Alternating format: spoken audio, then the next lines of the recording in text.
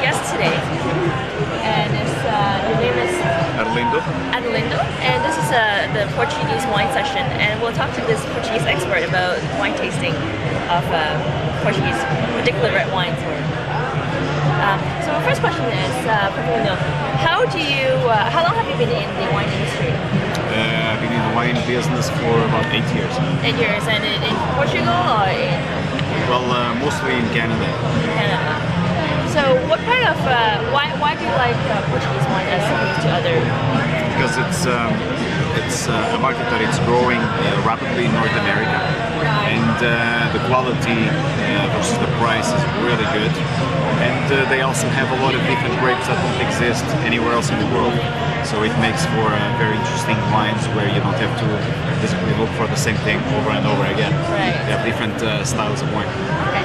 And when you're picking a good Portuguese wine, what do you look for? What kind of flavor are you looking for?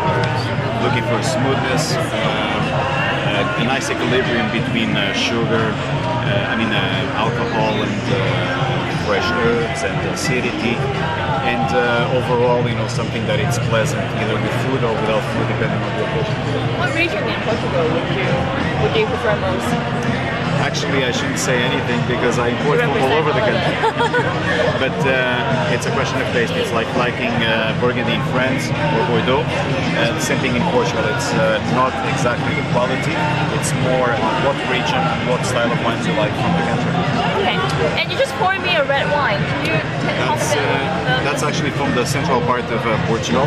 It's a wine called Quinta de Pancas, and it's an interesting blend because they blend Cabernet Sauvignon and Touriga Nacional, which is a grape that only grows in Portugal, and it gives the wine a full body quality, very soft on the acidity, ages very well, and it has a lovely bouquet, and it's a wine you can put away for quite a long time. Right, and what does it go well with? It goes well with red meat.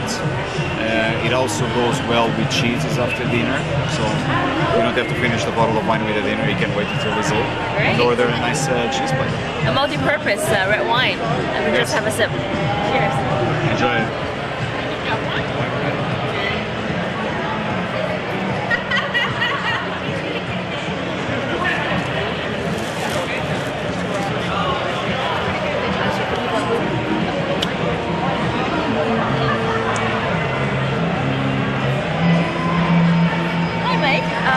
So I came in and I saw a lot of cheeses, and I do think it is the best company to go with the wine, right? Exactly.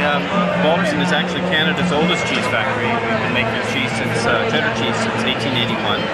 And we're here at the show previewing some brand new cheeses. We have our Vintner's Cheddar, which is aged and graded specifically for red wines and white wines. Right.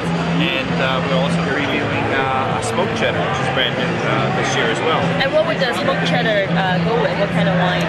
Smoked wine. The smoked cheese is better probably with dark beers and ales that are have a little bit of a weedy flavor. Okay. But our Vintner's Cheddar it's about 40 months old, and it's great with more robust red wines. And the 20-month-old Vintners is better for lighter wines like Chardonnay, Pinot Grigio. Right. Yeah. How about for dessert wine? Are there particular cheeses that you would use to go with dessert wine? Yeah, dessert wines are the most difficult because they have such a high sugar content. Right. So the general rule of thumb is the higher the sugar content, the milder the cheese that you should have, because the aged cheeses have more salt in them. Right. So that the salt competes against the sugar in the dessert wine. So a milder cheese is better for a dessert wine. Right. Well, hopefully that's a very valuable piece of advice for people who like to have cheese with their wine. Thank you very much.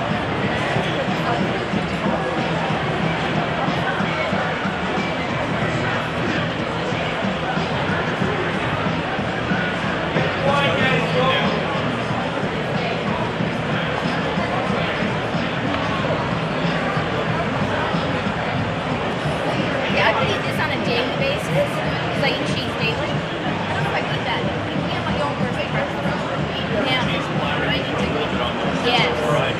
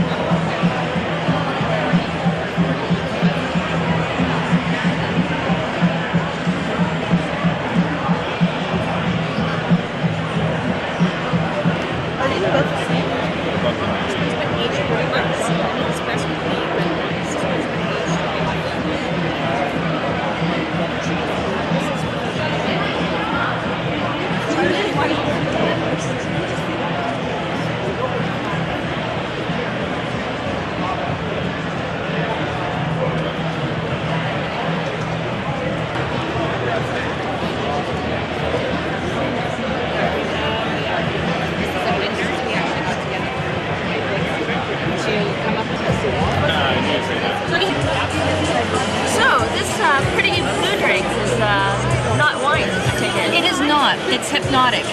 Launched 2003. People recognize it mainly by its color and the bottle presentation. What it is it's a vodka-based product distilled with tropical fruit juices and a touch of French cognac.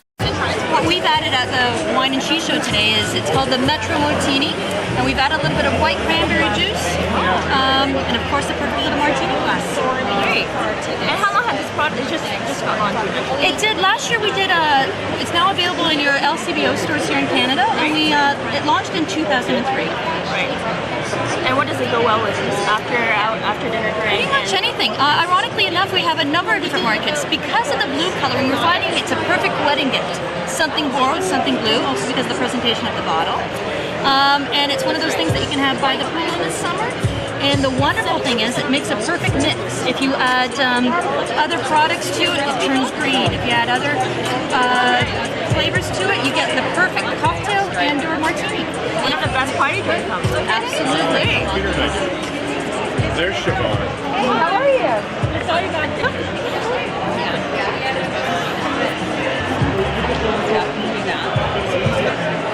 So one of the most important things in terms of enjoying wine is to know how to store it, because it can change its quality fast, right? That's correct. So when I'm selecting a wine cellar, what should I look for? Well, one of the first things you look for is where you're going to put it. If you're going to put it in the basement, then aesthetics isn't that important. You can get away with a model that's not as expensive and will give you, a larger capacity for your dollar cost. If you're going to put something in the kitchen or maybe the dining room or next to the bar, obviously you want it to look better, fit in with the kitchen cabinetry. We got stainless steel, we got solid wood, so it depends on where you're going to put it, number one. Okay. And I see that you have different kinds. You have the ones with air conditioning, I guess. Yeah, they're all refrigerated. They're all refrigerated. Okay. Yeah. And but you also have racks that are not temperature controlled. Right. Well, the racks go in, and somebody doesn't want a fridge. The fridge is only for people who are just maybe collecting 100 to 500 bottles. We've got cabinets that will actually store 500 bottles. Right. So if people want a room that they actually walk into, then we'll build that room, put racking all around the room, and put refrigeration for the whole room. Great. And that's typically going to be, say, 500 bottles up to 5,000 or more. And red and white wine can be stored in the same. Yeah, because the storage of these fridges, the main reason is for aging them, right? To save that wine for 2 years, 5 years, 10 years, 15 years, so you drink it at its peak time of drinking. Okay. And one final question.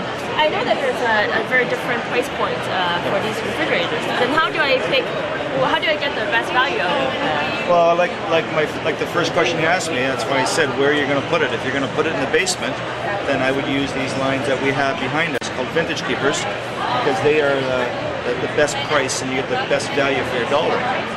Again, if you're going to put it in your kitchen, you want stainless steel, then you're going to be a lot more money. We have some that are solid cherry that could be, say, $5,000, $6,000. Wow. So you don't want to pay the money for that and put it in your basement. You want to show that off. It also depends on your collection, right? If you collect more expensive wine, it takes more aging, then it's more worthwhile to spend more in. Sure. Great.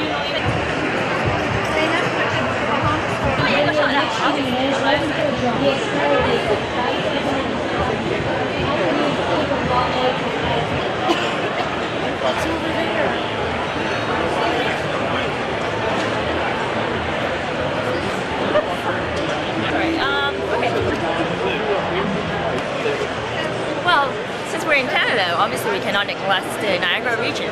And here you can see that this is the Ontario Niagara on the lake area region where one of the best wineries in Canada are found. So we're gonna visit one of them and go up. So Richard, you're with the Niagara College Teaching Winery, right? So it is it a winery or is it a teaching? Is it a school? Well, it is both. We're Canada's largest teaching winery. We have our own vineyard, we have our own retail store and winery production facility. And we're all working on our 2-year diploma in viticulture winery technician. Today we're pouring 3 of our whites and 1 of our reds. We have 2 Chardonnays, a Vidal, and a Cabernet Sauvignon. Which one would you recommend? Do you prefer reds or whites? Let's try white for now. Okay. I'll just give your glass a little rinse if you like. Which is a very important procedure if you're trying to taste different wines, because you don't want to mix your wine. You can't have some inferior wine tainting it. Okay. I can give you a sample of the 2003 barrel fermented barrel aged Chardonnay. This was first place white wine at Cuvée this year.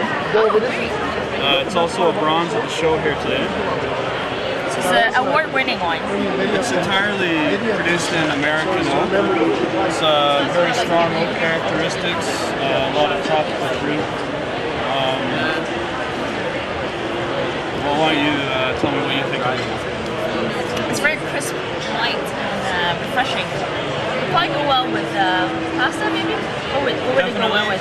Pasta, seafood. It's got that buttery, creamy aspect to it. Any kind of, pasta sauces. Definitely any kind of seafood. It's very diacetyl, buttery. Really complements any white meat. Even vegetable dishes. Great. So when you finish your program, what do you do? What do you do with this? Through the program, we have the opportunity to do a 4-month co-op placement at any winery. Personally, I'm planning to do my co-op in France. I'm hoping to set something up in Bordeaux and gain some experience in an old world wine producing country. A lot of people are opting to go for wineries around the Niagara region. There's definitely a lot of knowledge to be gained and passed on in the wine industry, and fortunately Niagara College presents us the opportunity to do that. Great. Well, don't forget Niagara College teaching winery. So one of the places to produce the next best winemakers or sommeliers in Canada. It's the future of the wine industry. And they also sell wine. That's the best thing. Experience in all 3 disciplines of grape growing, winemaking, and retail. They got in the picture. So we have all 4 of them. These are All 4 of them.